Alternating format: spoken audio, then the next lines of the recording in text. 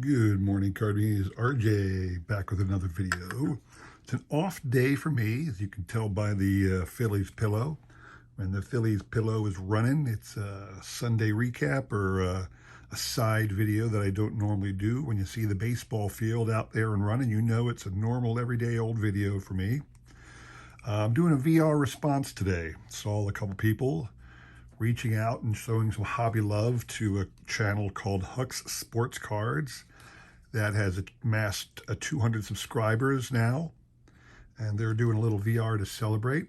I'm going to include a link in the description below so you can find them and listen from them as to what the actual contest is. But essentially, they want you to show your 5 favorite players to watch. Now, I've seen a number of people talk about some of the all-time greats of the game. And, you know, Hank Aaron, Cal Ripken, legendary players that they've seen. Some of the younger people, Pujols and Jeter and things like that. I'm sure out there somebody's talking about Mickey Mantle. Well, I'm a Philly guy. I was raised in the Philadelphia area, and I don't understand why more people aren't doing that, but my favorite people to watch are Phillies. I mean, they're the people I went to the stadium to watch. I went to see my Phillies beat up whatever other team there was. They're great players on other teams. There's great players on all teams. But my favorite people to watch are Phillies. So you will not see anybody from another team in this list. Now, to step on that a little bit more firm, let me be clear about another thing. When you're in Philadelphia, what matters the most to a person from the Philadelphia region is the effort.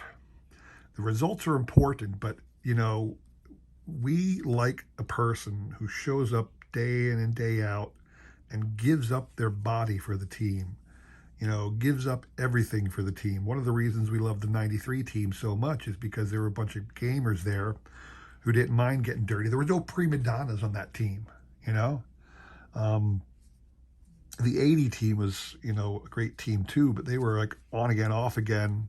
And there were some prima donnas on that team, but they still pulled through because they got their butts kicked by the management and the ownership a little bit here and there. But we also love the '08 team because the '08 team really were a bunch of gamers. Jimmy Rollins comes out and says, we're the team to beat. I mean, they busted their ass to show people that they were top of the heap. And they had a great manager in Charlie Manuel, who was that kind of a guy. No nonsense, save your Hollywood crap for somebody who cares. Charlie was a good old boy. So that's what matters to people from Philadelphia. So you're not going to see too many, I guess a couple of these people are, one is definitely a Hall of Famer. The others are people who could be in the Hall of Fame someday. One who will never be a Hall of Famer. But again, these are people from the Phillies who played the game the right way. And that's why people from Philly still respect them. Now, this one's going to be a surprise to some Philly fans out there. Scott Rowland is my first one. I loved watching Scott Rowland play because Scott Rowland from day one was a no-nonsense guy. He didn't want to talk to the reporters. He wanted to show up and do his damn job. He had no time for anything else. He had no interest in anything else. He didn't like being with the Phillies because the Phillies weren't very committed to winning at that time. They were committed to getting by. And he wanted out as soon as he was available for free agency, and so he left. Phillies gave him a hard time afterwards, but, they forgave him. He was still looked on fondly by people in Philadelphia to this day, I think, but not as much as some. This is his 2000 Upper Deck Ovations card.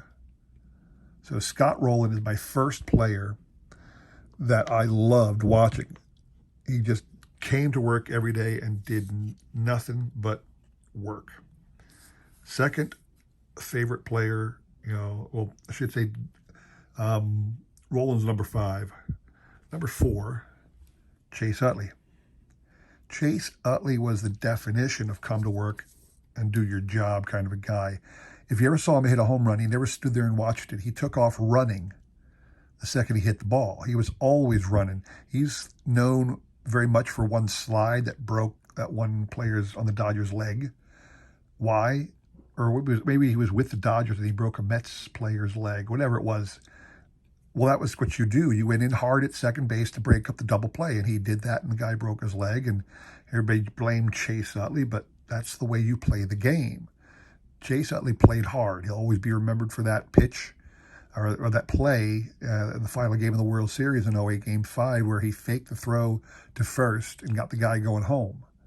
Why? Because he knows how to play the damn game.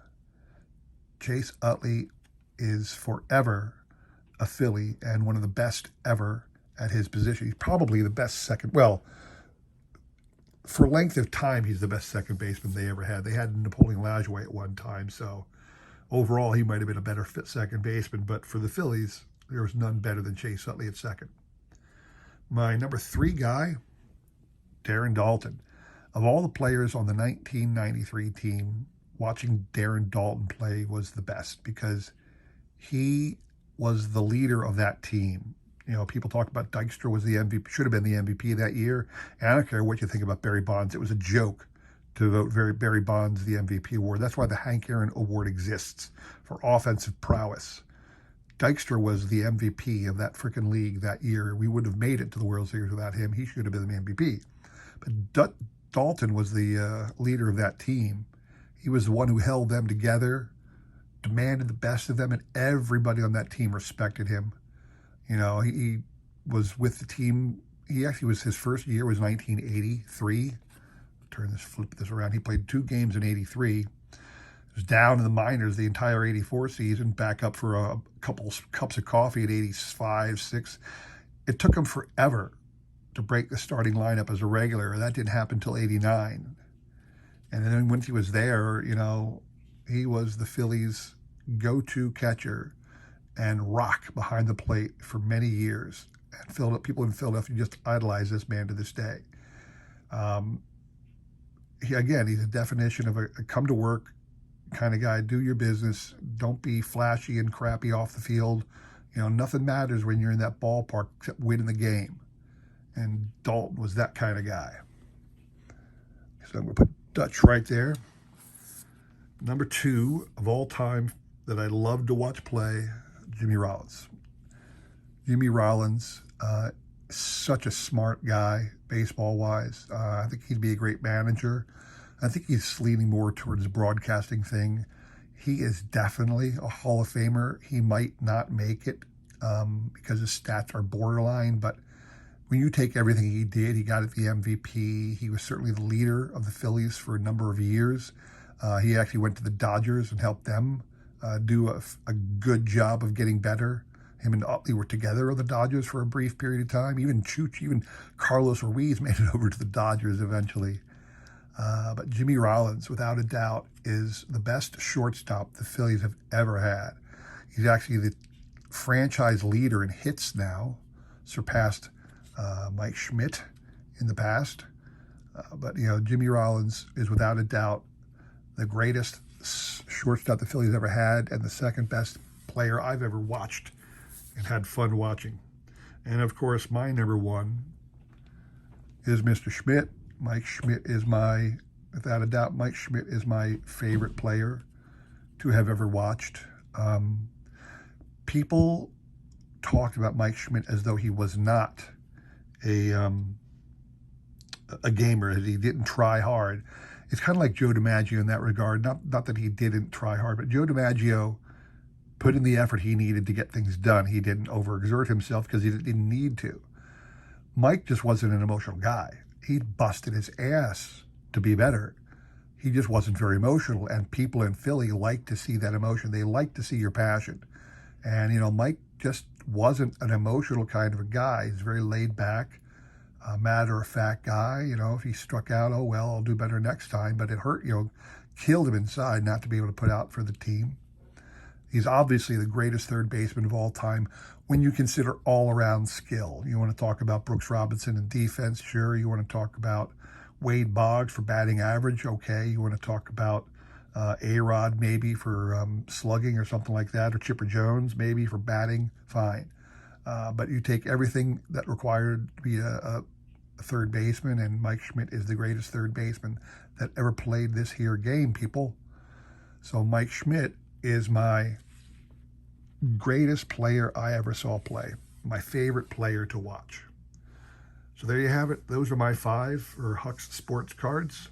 Again, I'll put a link to their video in the description below. They're looking for your 5 favorite players that you ever saw play.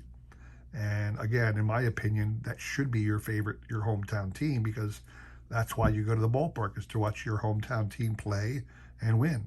So there you have it. Hope you enjoyed that little trip along with me. I'm going to post this to my channel, and then I'm going to put a link to it on the Huckster's channel. So thanks for letting me enter your contest. Again, check out his contest thing to find out. Take care.